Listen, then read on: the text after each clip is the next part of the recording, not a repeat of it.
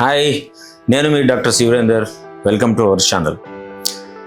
మా కౌన్సిలింగ్ సెంటర్కి భార్యాభర్తల విషయాలు, కపుల్స్ మధ్య ఉండే కాన్ఫ్లిక్ట్లు చేయడానికి చాలామంది వస్తుంటే ఈ మధ్యలో కొంచెం ఎక్కువ పర్సంటేజ్ ఎక్స్ట్రా మ్యారిటల్ అఫేర్స్ ఉంటున్నాయి.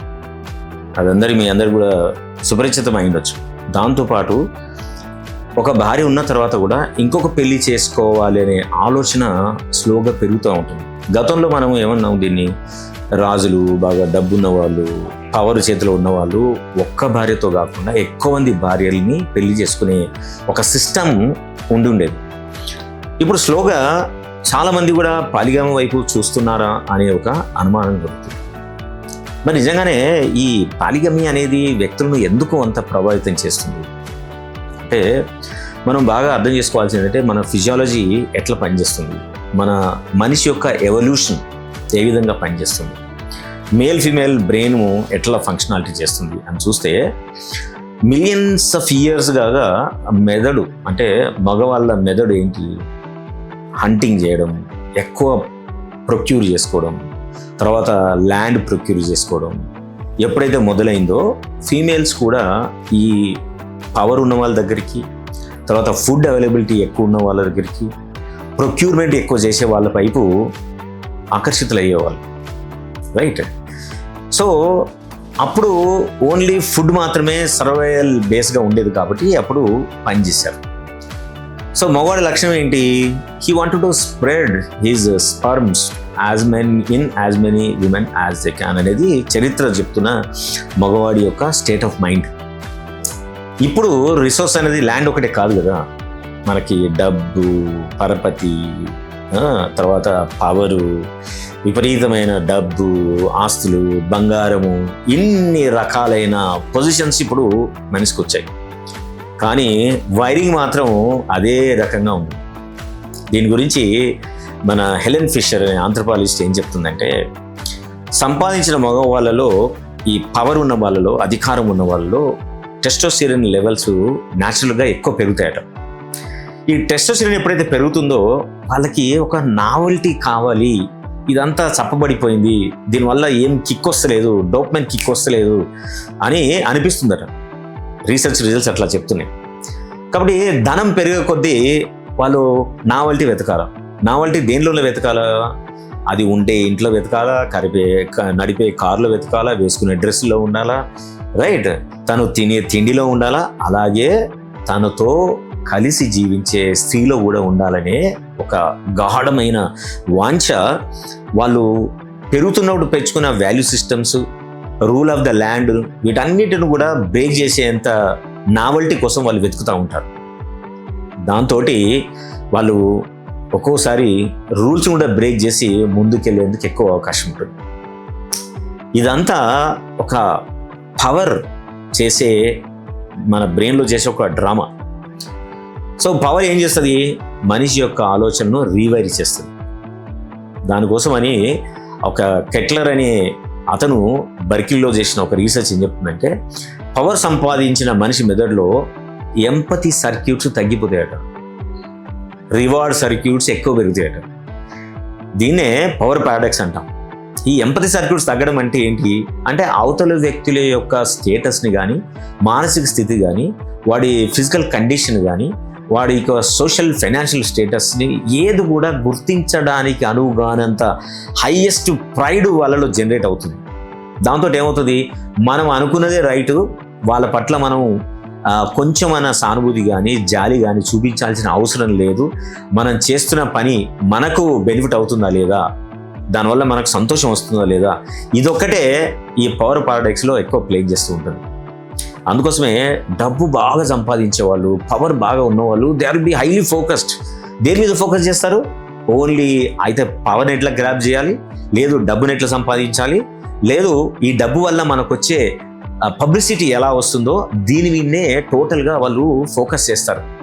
దీంతో ఏమవుతుంది, వాళ్ళు తప్పులు చేసినా సరే గిల్ట్ ఫీల్ కాదు.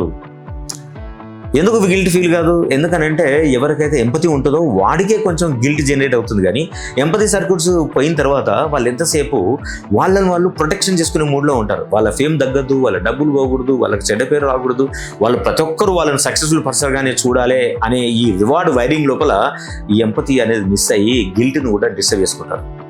మనం చూస్తూ ఉన్నాం కదా, రీసెంట్ కూడా మన దేశంలో జరిగిన ఒక మంత్రి యొక్క కొడుకు విషయంలో ఎలాంటి జరిగిందో మనకు అర్థమైంది కదా. సో దట్స్ హౌ ఈ వైరింగ్ నెట్వర్కే డిస్టర్బ్ అవుతుంది. దాంతో ఏమవుతుంది అంటే వాళ్ళు చేసే పనుల ఎక్కువగా అట్రాక్షన్ వైపే మొగ్గు చూపుతారు. దాంతో ఎక్కువ అయితే ఆపర్చునిటీ ఉంటాయో దాని వైపు మనకు టెంప్టేషన్ ఎక్కువగా ఉంటుంది. అలాగే ఆ టెంప్టేషన్ అది ఫ్రీక్వెంట్గా మన రివార్డ్ సిస్టాన్ని ఇన్ఫ్లుయెన్స్ కూడా చేస్తుంది. సో ఈ డబ్బు సంపాదించే వాళ్ళకి ఎందుకు వెంటనే వాళ్ళకి నావెల్టీ కావాలి అంటే, ఇప్పుడు ఫర్ ఎగ్జాంపుల్ ఒక 30 లక్షల కారు కొనేంత వరకు చాలా ఎక్సైట్మెంట్ ఉంది. వచ్చిన తర్వాత ఏమవుతుంది, మన బ్రెయిన్ సర్క్యూట్ రీవైరింగ్ అయిపోయి అది నార్మల్గా కనిపిస్తుంది. దాంతో ఏమవుతుంది, ఇంకొంచెం ఎక్సైట్మెంట్ కావాలనిపిస్తుంది. దాంతో ఏంది, జస్ట్ కారు నుంచి మనం వావ్ అనే కారు వైపు వెళ్ళాలి. అది 2 కోట్ల కారు కావచ్చు, రైట్? అప్పుడు ఏం ఉంటుంది, డోపమైన్ లెవెల్స్ హైగా మనకి కిక్ ఇస్తుంది. దాంట్లో నావెల్టీ వస్తుంది. చుట్టుపక్కల వాళ్ళు కూడా అందరూ అప్రిషియేట్ చేస్తూ ఉంటారు. ఎక్కడ పోయినా అప్రిషియేషన్ వస్తుంది. కొన్ని రోజుల తర్వాత ఏమవుతుంది, అది నార్మల్ కూడా అయిపోతుంది. ఇది ఏం జరుగుతుందంటే ఎవ్రీ టైం ఈ కొత్తదనం అనేది కార్లు కావచ్చు, వస్తువులు కావచ్చు, నగలు కావచ్చు, బిల్డింగ్ కావచ్చు, రైట్? దాంతో ఏం చేస్తారంటే మెల్లిగా రిలేషన్షిప్ను చేంజ్ చేస్తుంటారు. బాగా పవర్ఫుల్గా ఉన్నవాళ్ళు, పవర్లో ఉన్నవాళ్ళు, డబ్బులో ఉన్నవాళ్ళు, డిఫరెంట్ బిజినెస్ చేసే వాళ్ళతో సంబంధాలు ఎత్తుకోవడానికి చాలా చాలా కష్టపడతారు. ఇది ఎట్లాంటిదంటే it's a kind of addiction. మనం డ్రగ్ వాడే వాళ్ళకి ఎట్లయితే స్టార్టింగ్లో చిన్న మోతాదులో స్టార్ట్ అయ్యి అది పెరుగుతున్న కొద్ది ఎక్కువ మోతాదు వస్తే తప్ప వాళ్ళకు హై రానట్టు, ప్రెషర్ రానట్టు ఎట్లయితే ఉంటుందో, ఈ నావెల్టీ వెతుక్కునే వాళ్ళ జీవితాల్లో కూడా ఇలాంటి పరిస్థితి జరుగుతుంది. అందుకోసం అది పలువగా పెరుగుతూనే పోతుంటుంది అనమాట. కాబట్టి మనము ఇలాంటి కిక్ కోసమే మనం గుర్తించాల్సింది ఏంటంటే, మనుషులు ఎక్కువ మందితోటి ఈ సెక్షువల్ పార్ట్నర్షిప్ కోసం వెంపర్లాడుతూ ఉంటారు, just because to get the high. So ఇలాంటి మల్టిపుల్ రిలేషన్షిప్లో ఉన్న వ్యక్తులు దాన్ని ఒక స్టేటస్ సింబల్ లాగా చూస్తారు. ఎవరు చూస్తారు, బాగా ధనం ఉండి, పవర్ ఉండి, పరపతి ఉండి ఉన్నవాళ్ళు, వాళ్ళ సర్కిల్ లోపల ఒక మనిషి, ఒక స్త్రీని, బాగా డబ్బున్న స్త్రీలను కానీ వాళ్ళు రిలేషన్షిప్లోకి ఎంటర్ అయింది అనుకోండి, అది ఒక అచీవ్మెంట్ లాగా, అదొక సక్సెస్ లాగా వాళ్ళకు కిక్కిస్తుంది. అందుకే గతంలో కూడా చాలామంది పవర్ ఉన్న వాళ్ళు అంటే ఎవరు, రాజులకు ఎప్పుడు చాలామంది రాణులు ఉండేవాళ్ళు. ఒక రాజ్యం మీద దండుతాడు, అక్కడ రాజును ఓడించేసి ఆయన భార్యను రాణిగా చేసుకునేవాడు. లేదు ఇంకో రాజ్యానికి వెళ్తాడు, అక్కడ అందమైన యువతులు కనిపిస్తే వాళ్ళని కూడా రాణులుగా చేసుకునేవాళ్ళు. అంటే రాజ్యాలు జయించినా సరే స్త్రీని జయించడం అనేది మగవాని మనిషి లోపల ఆలోచన లోపల అదొక సక్సెస్ఫుల్ ఈవెంట్గా గుర్తించబడడం వలన ఇప్పటికీ ఆ సెట్ ఆఫ్ లీనియేజ్ నడుస్తూనే ఉందని మనం అర్థం చేసుకోవాలి.